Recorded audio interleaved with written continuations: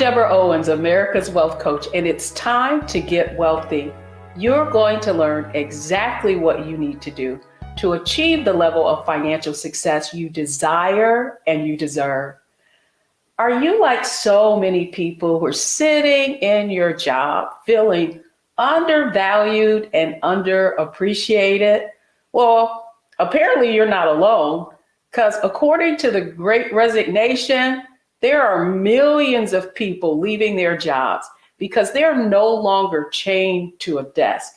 They might even take multiple jobs and work virtually, or so many are actually starting their own businesses. So, what do you need to do to really take ownership of your financial success? Shift from what on Get Wealthy we call the wealth mindset and take ownership of your financial success? Well, here's what we want you to know that they don't want you to know. First of all, listen, you are not your job. And then secondly, what you do, your skill set, it can be monetized. And then finally, you can actually do well and do good. Well, that was our guest today, her situation. She was sitting in a job feeling like so many people. She had really done a great job, had been given a director's role, but not the compensation that came along with it. So what did she need to do to really take ownership of her financial success and not allow that emotion that many folks are feeling to really prevent her from actually realizing her potential? Well, that's exactly what we're going to discuss today. And it all begins with what we call on Get Wealthy mindset, strategy, and execution. So let's welcome our guest to our show today, Dr. Tisa Silver-Kennedy. Thank you so much for joining us on Get Wealthy and sharing your story. Thank you so much for having me, Deborah. I'm happy to be here. Excellent. So first, I gave our audience certainly some background, but tell folks just a little bit about yourself. What do you do? So I am the founder of Silver-Kennedy and Associates, which is a higher education research and consulting firm, which you helped me start when I came to you years ago, feeling just frustrated, somewhat trapped, and really wanting more for myself in my role, but also more in compensation. So I started the for-profit business focused on my skill set in research and higher education, particularly dealing with student loan debt. And that mission, my personal mission, has evolved, and I recently founded a nonprofit organization called the Maryland Center for Collegiate Financial Wellness. But before we go any further, I have to stress that you were instrumental in planting that seed within me to let me know that it wasn't crazy to think about leaving a steady job with a steady paycheck and excellent benefits to do something more, to do something that I felt like I was called to do that could be monetized. So thank you. Oh, well, I love that. Well, that's a great segue into our next part of this program, and that is mindset, strategy, execution. So what Tisa had to learn was exactly what she needed to do to take ownership of her financial success and not allow her circumstances to really dictate what she could realize. And then secondly, it's strategy. What could she do with what she already had and take advantage of benefits she already had to kind of make that next move. And then finally, it's all about execution. How could she, as a mother, a student, really shift to this wealth mindset? Tisa could have it all, but she may not have been able to have it all at the same time.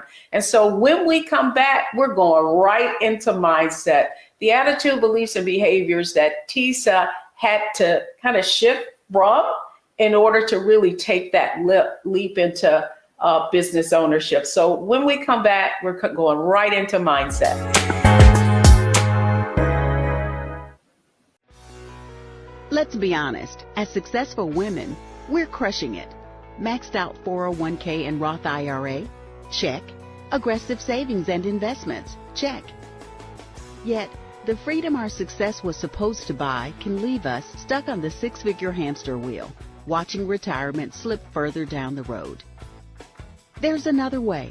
Get coaching courses and community at wealthyu.com.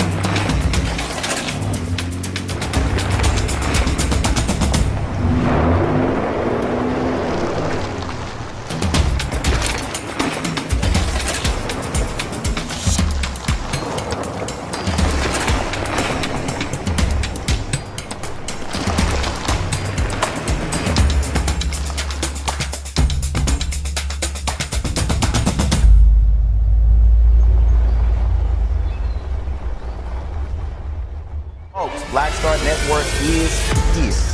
Hold no punches. I'm real revolutionary right now. Support this man, Black Media. He makes sure that our stories are told. Thank you for being the voice of Black America, Roland. Stay black. I love y'all. All momentum we have now, we have to keep this going. The video looks phenomenal. See, this difference between Black Star Network and Black-owned media and something like CNN. You can't be Black-owned media and be scared. It's time to be smart. Bring your eyeballs home. You dig?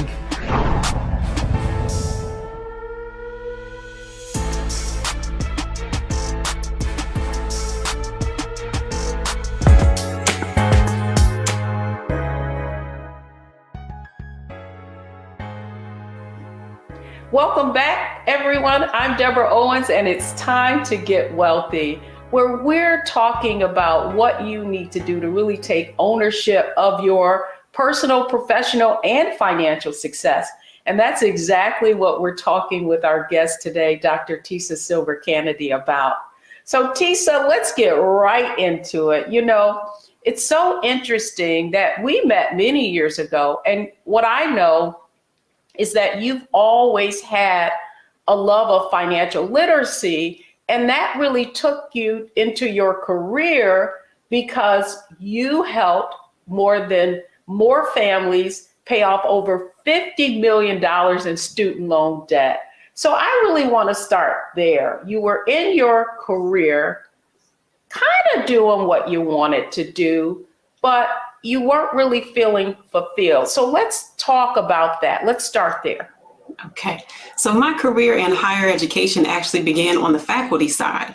I was teaching corporate finance and investments, and I love teaching. But the thing about teaching at a college or university is most of the time you need to have a terminal degree. So I didn't have a doctorate.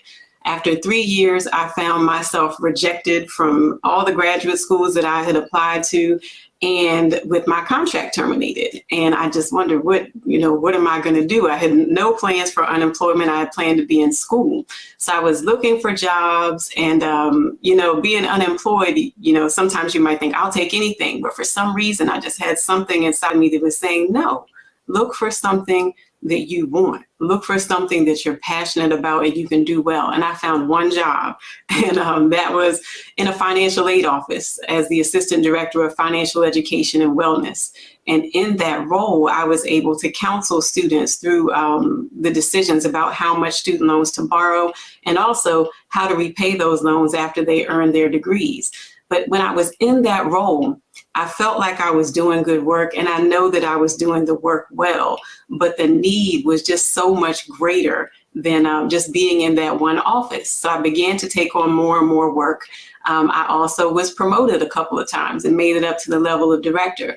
But at that time, I felt like I was being pulled away from the work that I was passionate about into other areas because of staffing needs. And I appreciated it because I was able to gain a lot of knowledge about financial aid, registration, lots of other areas of higher ed. but I felt like that wasn't the best use of my time. So I started to think, what can I do if I have a vision or even a personal mission that goes beyond one campus? And a couple of years prior to that, that's when I engaged you to say, you know what? I'm frustrated. I feel, undervalued, underappreciated, sometimes overworked, and I engaged you to help me repackage my experiences so that I could be compensated what I felt like I deserved for the work that I was doing and for the talents and the skills that I brought to the table. Well, you know what's interesting, Tisa, is in that role, like many people around you would have probably said to you, like, girl, what are you talking about? You're the director of this. You've got your degree. You're successful. Why are you dissatisfied? And so what I want you to kind of talk about just a little bit more is that mindset. How did you had done everything that you were committed to doing. And on the outside looking in, myself included, would have said, man, you're really successful. You're using your talents, you're adding value to others, you're making a difference. And yet you knew that you needed more. And so why did you actually seek me out? That's what I want our audience to know. So I sought you out because I wanted more, and I couldn't put into terms exactly what I wanted or how to get there. So when I started to talk to you, you talked to me about the skills that I had. You talked to me about repackaging my resume so that it didn't read like a list of job descriptions, but it read more about me and what was so special about what I did with the job responsibilities that I had been entrusted with. And so for many people, I've had many people tell me, why are you, going for more? You got good benefits, you got a decent salary, you got a decent job. But sometimes I think people, when they hear the calling, when they receive the calling for what they're supposed to do, it makes them uncomfortable. And things happen that make it so that you can't stay in that space of comfort because you know that you're not doing exactly what it is that you were supposed to be doing. So I had these feelings. They were somewhat unclear at first, but over time, I just got to be so uncomfortable and I didn't know what to do with it. And I've been watching you for years. And I said, you know what? It's time for me to call in the experts because I have a very unique set of skills in this space of financial education and wellness, and particularly advising people through the repayment of student loan debt. But what is it that I can do with this so that I can reach more people and so that I can feel like I'm truly fulfilling my purpose? And like I said, you were critical to me figuring out what exactly is the vision. And the vision for me was to go beyond one campus. The vision for me was to actually take a look at my state and to try and help students across the state, whether they're in college or career school, make better decisions when it comes to financing higher education. Oh, I love that, Tisa. I love how you kind of conveyed how you ask for help, because I think that's the real mindset shift, myself included, becoming an entrepreneur. I've always figured I needed to figure everything out on my own, that I was smart enough, why would I need help? And yet I had never been an entrepreneur. And certainly that was your situation as well. However, when we come back, what I want to share with the audience is strategy. I really want to go to the next aspect of that. So did Tisa just run from her job, had been so comfortable and that she'd been so uncomfortable with, and just take the leap? Or did she actually begin to think strategically about the things that she needed to take advantage of, know, and do prior to her really realizing her dream? So when we come back, we're going to talk about the strategy that Tisa applied in order to really take ownership of herself and actually learn how to build a business and create a business to scale so she could help more people. Hi, Hi, I'm Dr. Jackie Hood Martin, and I have a question for you. Ever feel as if your life is teetering and the weight and pressure of the world is consistently on your shoulders? Well, let me tell you, living a balanced life isn't easy. Join me each Tuesday on Black Star Network for A Balanced Life with Dr. Jackie. We'll laugh together, cry together, pull ourselves together, and cheer each other on. So join me for new shows each Tuesday on Black Star Network, A Balanced Life with Dr. Jackie.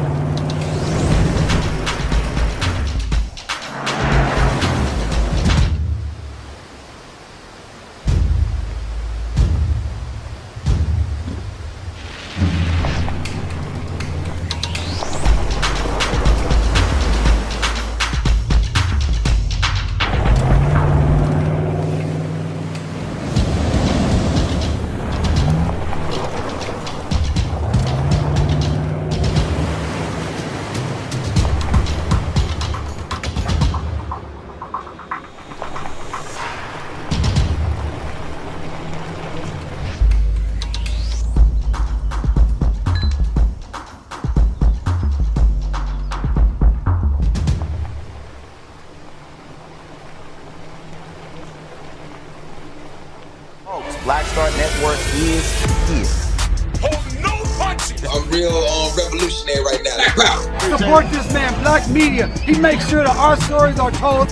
Thank you for being the voice of Black America, Roland. Stay black. I love y'all. All momentum we have now, we have to keep this going. The video looks phenomenal. See, this difference between Black Star Network and Black-owned media and something like CNN. You can't be Black-owned media and be scared. It's time to be smart.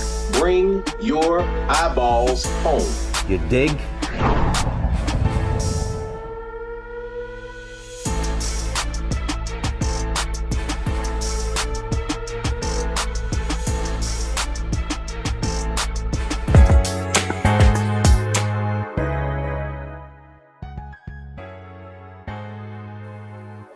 I'm Deborah Owens. Welcome back to Get Wealthy. And we're talking about a topic that impacts so many people.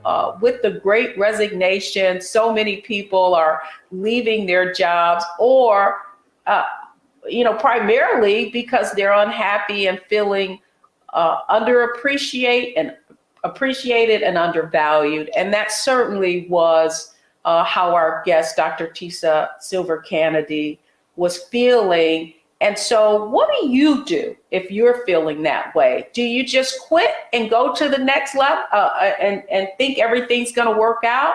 Or do you do what Tisa did? And that is create a strategy for really taking steps to what she eventually really wanted to do. So welcome back, Tisa. It's interesting. I love, I can recall your journey. And I can remember our first conversation, and you so eloquently put it that you really needed to figure out exactly what it was, gain some clarity around what it was that you really wanted, and then how to make it happen. So I want to talk a little bit about what was the first thing that you did.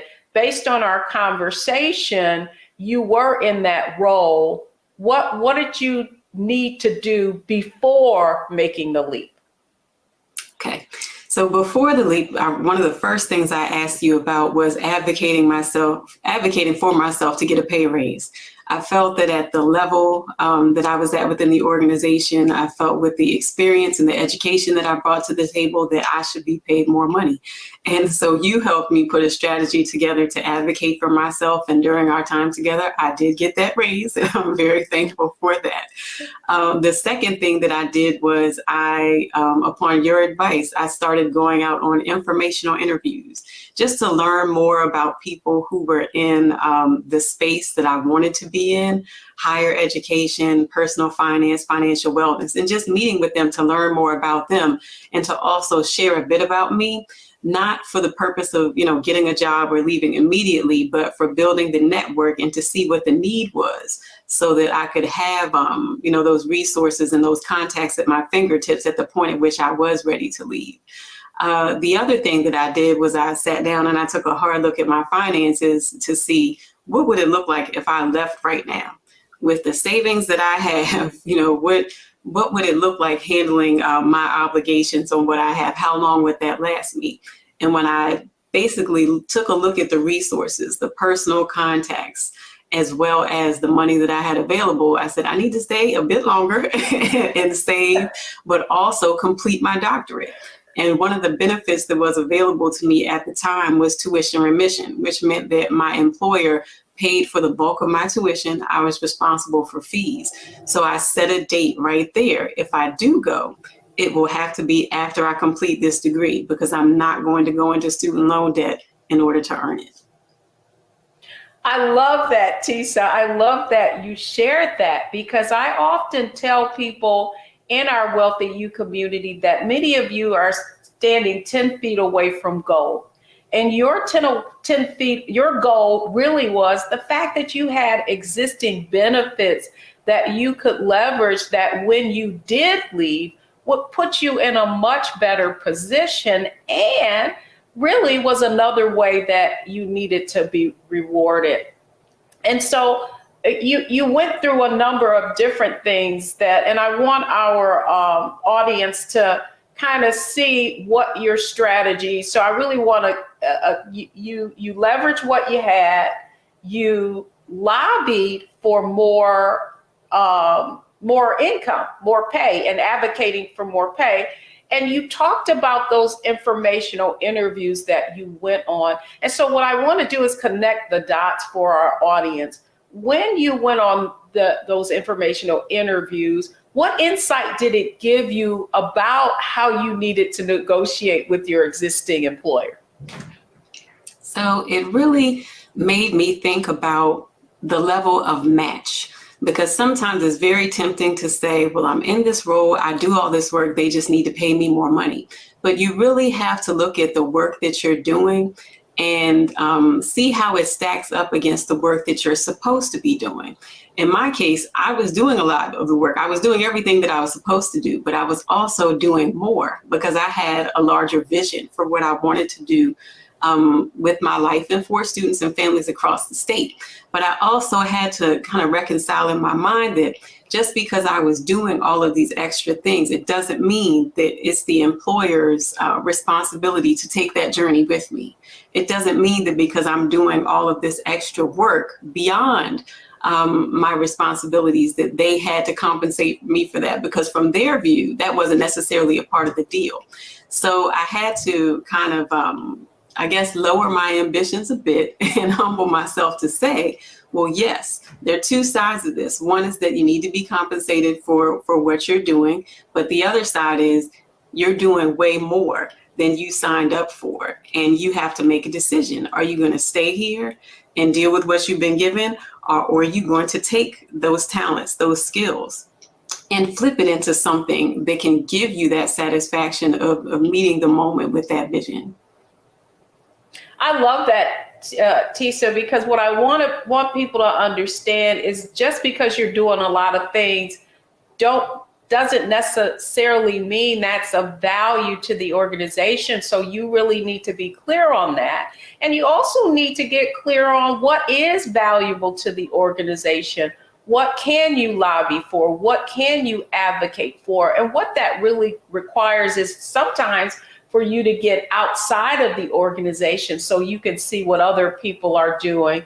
Well, when we come back, I do want to delve a little bit more into strategy, Tisa, because I think so often what I hear people say is that I don't have any time, like if I need to upgrade my skills. So I want to talk when we come back a little bit about the fact that you are a mom with young children, and yet you still were able to juggle all of those responsibilities with your job and get a doctorate. So when we come back, we're going to delve a little bit more into the strategies that Dr. Tisa Silver Kennedy actually used to get that doctorate in front of her name.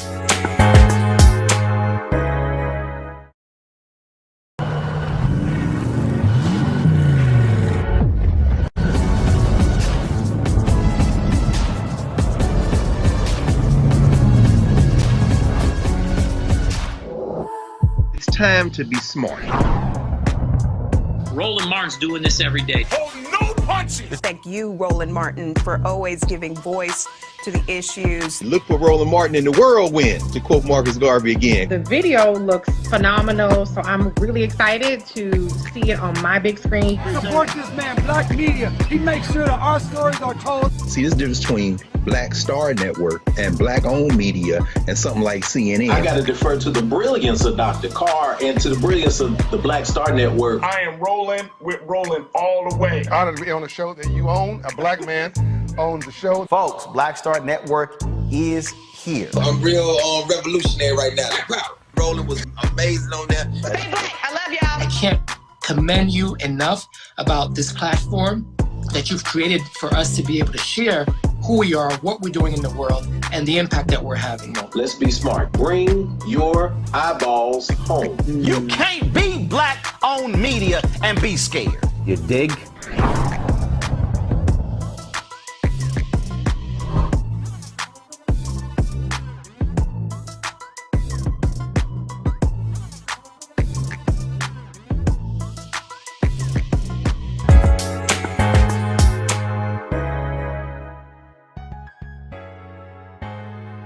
Welcome back, everyone. I'm Deborah Owens, America's Wealth Coach, and this is Get Wealthy. And we're really showing you what you need to do specifically to take ownership of both your professional and financial success, because they all go together. Joining me in this conversation and sharing her story is Dr. Tisa Silver Kennedy, really sharing with you the steps that she took. First, mindset, having to kind of rid herself of the belief that, you know, because she did a lot of work, people owed her employer owed her for it. Now we're talking about strategy. And one of those strategies that Tisa really took in order to prepare herself, because it did really help her as she went on into her journey, was get her doctorate degree. And so, Tisa, so often I hear people say, I don't have enough time.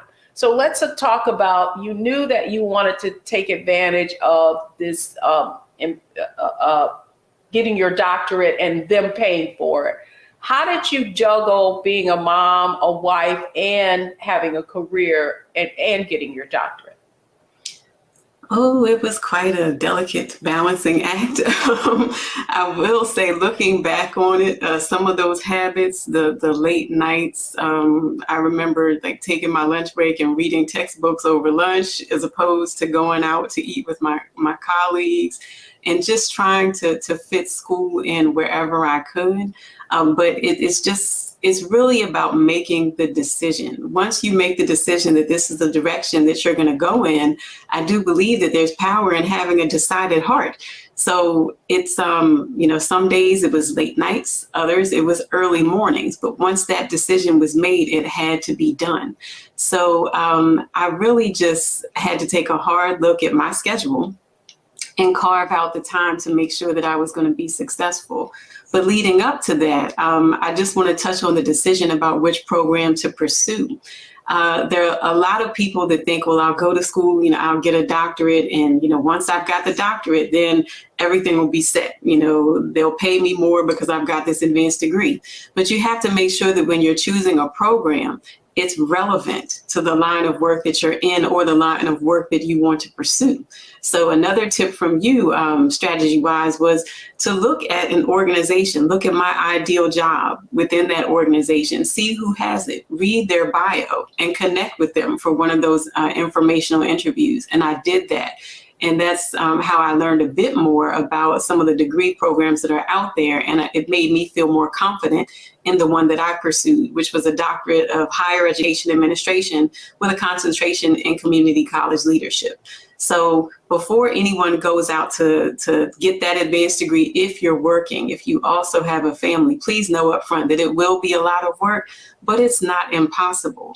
We all, when we enter into these things, you come up with ways to manage your ecosystem, your home, your work, your relationship. And it's so important that when you do need help, you reach out to the people in your circle that you can trust to support you at the times when it does feel like it's overwhelming. I love that, because the reason I wanted you to really double click on that is that so much of the reason that you have been able to accomplish so much of what you have is because you understand how to ask for help and how to use the resources around you that are needed in order to give you insight and in order for you to make the right decisions. And that's what all those informational interviews were really about. You getting out of your head and, kind of thinking what's good, and rather than doing some research and someone telling you and giving you the insight you needed to make the right decisions. And so when we come back, I want to talk about execution. And you alluded to that already, Tisa, just about deciding before you executed on, you knew you wanted to get that doctorate, but what did you need to know before you actually pursued it so that it really aligned to your ultimate long-term gain? And I want the audience to know that in Wealthy You, we call that the difference between playing checkers and chess. Your next move, or what is the long-term ultimate goal that you have, and then you can begin to make the right strategic moves around the way. So when we come back, we're going to get into the third part of our framework on Get Wealthy, and that is execution. So don't go anywhere, folks. We'll be right back.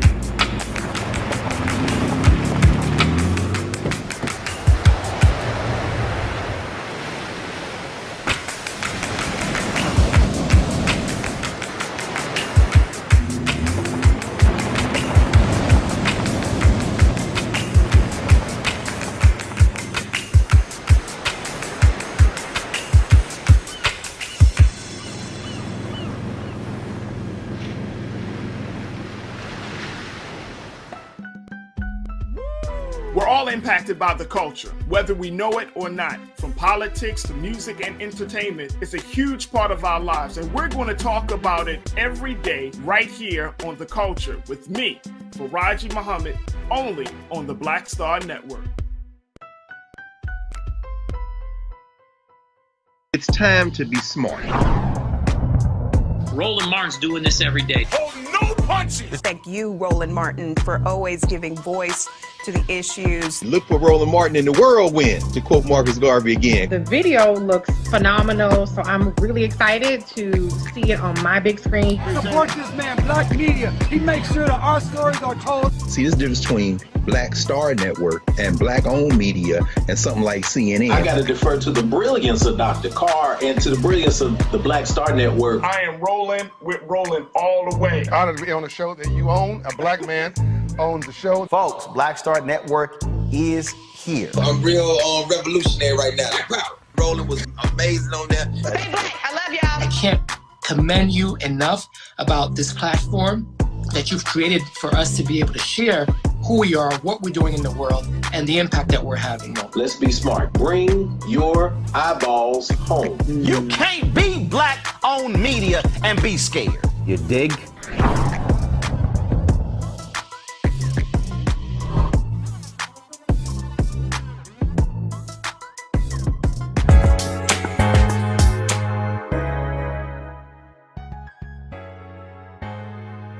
Welcome back, everyone. I'm Deborah Owens, America's Wealth Coach, and it's time to get wealthy. And man, have we been learning about the incredible story of Dr. Tisa Silver Kennedy and how, rather than sitting back and feeling underappreciated and undervalued, like I've seen so many people do, she really went out, asked for help.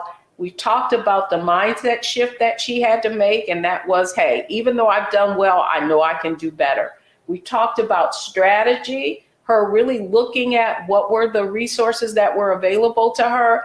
And now we're going to talk with her about how she executed on all this strategy. So, Tisa, thank you so much for giving people, walking them through your process really for how you have been able to achieve what you wanted to. Now, we talked about earlier in the program you shared that not only did you start a consulting business and that doctorate, right? I want to ask what role having that doctorate played in once you did launch the for-profit side of your business in you being successful. Okay, so the doctorate definitely adds an additional layer of credibility. And if you're working in higher ed, it's a space where people go to earn degrees and credentials. So if you're going to be, an expert in that area, then it helps to have a doctorate in front of your name. In my case, I wanted to share that my first client was actually from a group that I volunteered with in my prior role. So we've been working together for the cause of financial wellness on campus. And there were actually two people that were having a conversation about me that I had no clue about.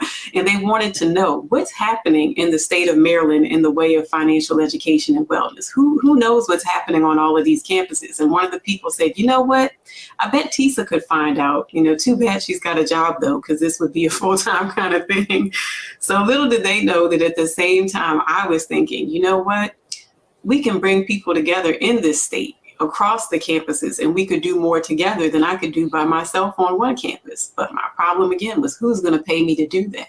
So when I really truly decided that I was going to leave the job and try to go out on my own, those two people were they were top two on my list of people to call and let them know, hey, I just want to give you a heads up. I'm going to be, heading out, transitioning to running my own business. And they were like, wow, well, we've got a project for you. And that's how my first contract came to be. It came from people that I had worked side by side with in a volunteer capacity for years. And they became my first clients. I love that. So part of that execution, what you're sharing is part of the reason you could start that new role or launch this new business is you already had a client, which, by the way, is brilliant. But also the other thing I wanted you to touch on was how did you decide then to start the not-for-profit side of your business? Mm-hmm. Okay. So in my first contract, it was supposed to be 1 year, but it ended up going for about 2.5. And I was charged with basically taking an inventory of all the financial education and wellness activities that were going on campuses across the state, and then making recommendations about what we should do next.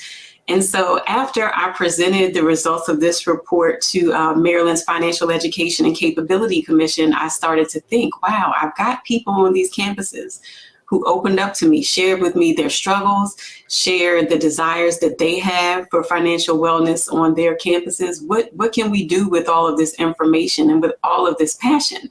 And so I thought, well, maybe we should create a statewide network.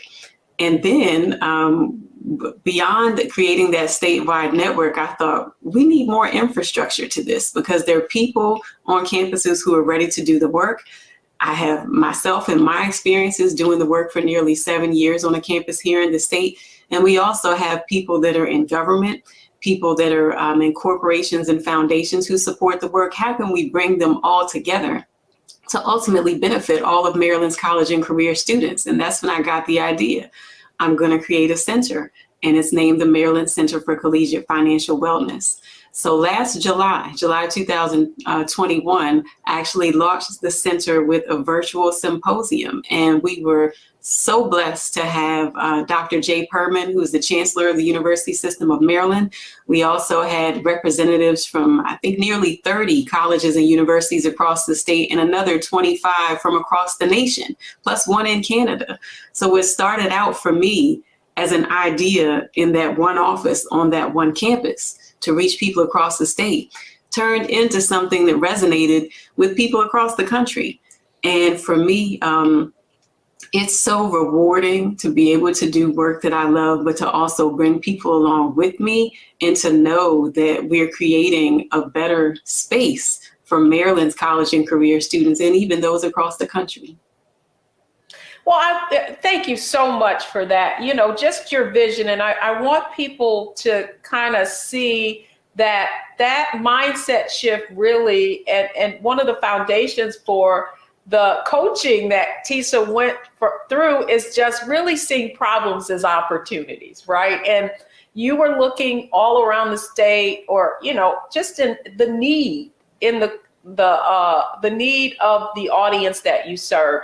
And it's so interesting, Tisa, I was like, Maryland, what did you need just Maryland? Why don't we, so, you know, be always thinking big. But the other question I really have for you is that, you know, you are doing some amazing work, specifically around the fact that Black students have so much student loan debt and are mired in student loan debt. So I also want you to talk a little bit about your book that you also wrote after leaving your role in your career.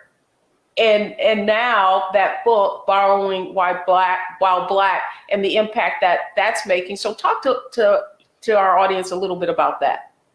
Sure. So after I left my former role, I started to work on a book that was just generally about how much college costs. And I consulted you on that project. We were, you know, talking about how to make the most of college without mortgaging your future, something to that effect, to address, you know, students taking out loan debt, and also parents and family members taking out debt for students to get degrees.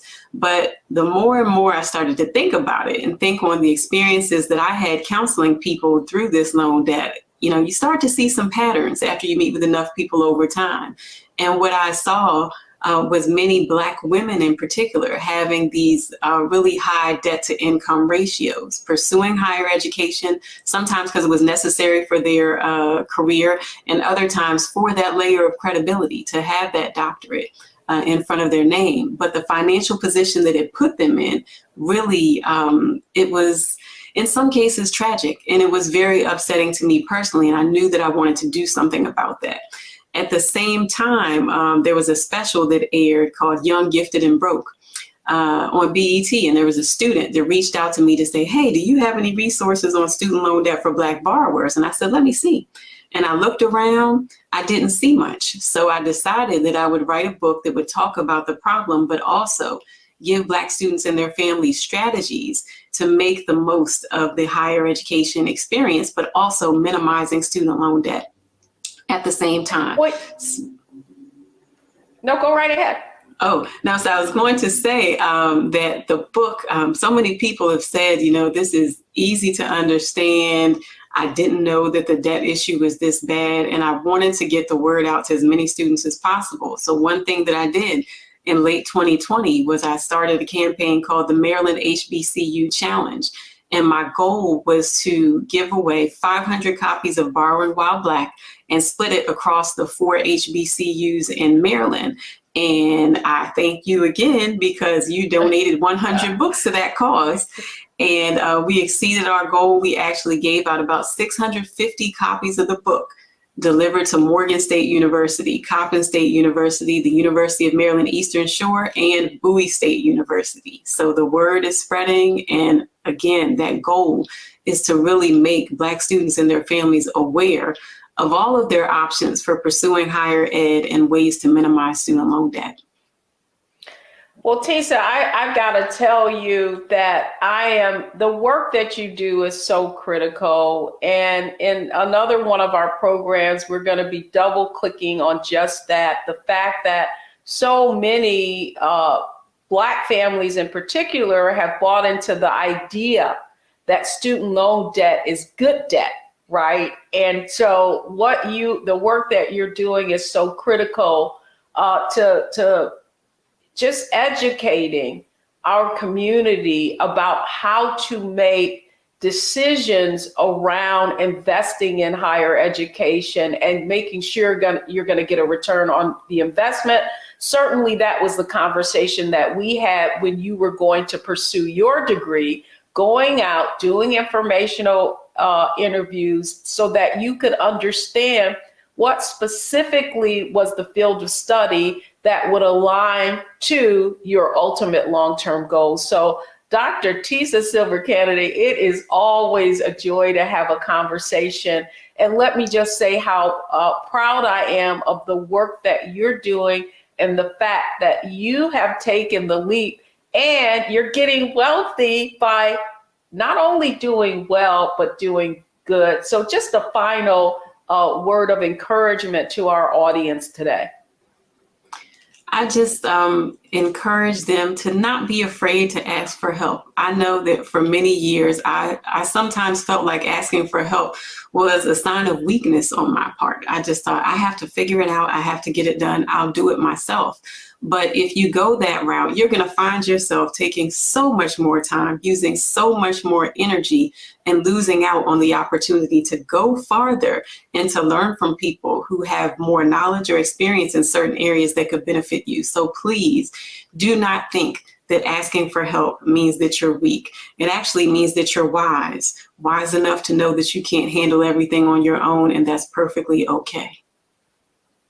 Oh, that's fantastic. Well, Dr. Tisa Silver-Kennedy, thank you so much for joining us on Get Wealthy. And when we come back, we're going to break down exactly the process of how she was able to analyze, optimize, and maximize in order to achieve her ultimate goal of creating the kind of financial success that she desired and deserved. Pull up a chair, take your seat at the Black Table with me, Dr. Greg Carr, here on the Black Star Network. Every week, we'll take a deeper dive into the world we're living in. Join the conversation only on the Black Star Network.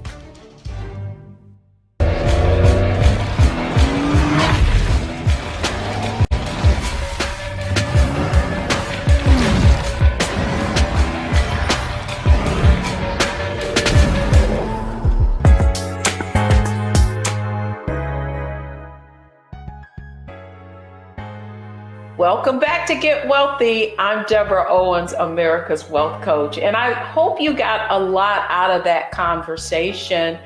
Really, that, hey, in order for you to achieve financial success, you've got to take ownership of it. And so I want to just review the process that Dr. Tisa Silver-Kennedy used in order to launch her own business and launch a nonprofit. Now, the first step really was analyze. I mean, I want to ask you, on a scale of 1 to 10, how fearful are you of leaving your employer? Well, what really will diminish a lot of that fear is that you optimize what you have currently. And so in Dr. Tisa Silver-Kennedy's case, she looked around, had benefits, and her employer would pay for her doctorate.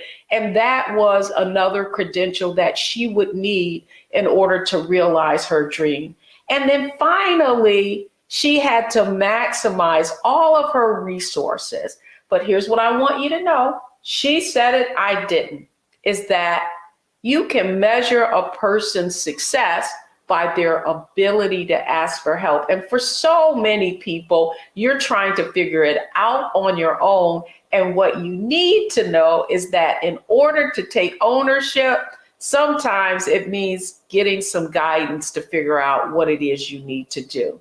And so when we come back, I'm going to share exactly the 3 things you need to know and take away from this program to achieve the same kind of success that Tisa did.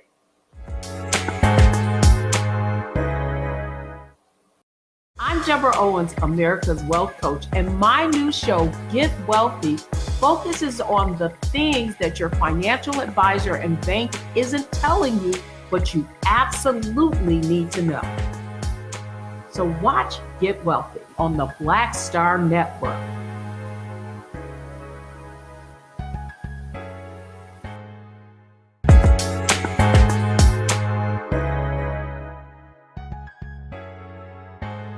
Welcome back, everybody. I hope you've had a great time watching this show because it's all about helping you get wealthy. And so, what are the 3 things you need to know about this show, your takeaways from this show? Well, the first thing is you need to identify your unique skill set. What are the things that you do really, really well that you can use to create value for others? That's certainly what Dr. Tisa did. She took her love of financial literacy and helping others and created a for-profit business and a nonprofit business, and also wrote a book. That's how she was able to do the second thing, and that was monetize her skill set. So she took all of that knowledge and then was able to use it in terms of helping other organizations research as well as write a book. And so the third aspect is that if you're going to systemize or scale, or if you're going to scale any business, you have to systematize it. So as you heard in Dr. Tisa's case, she thought about all of the other organizations and stakeholders, if you will, who had an interest in helping minimize and diminish the type of struggles that students are having with student loan debt. So here's all I want you to know is that if Tisa can do it, you can do it, and that's how you get wealthy. I'm Deborah Owens, America's Wealth Coach. Thank you for joining us for this show, and I can't wait for you to see what comes next.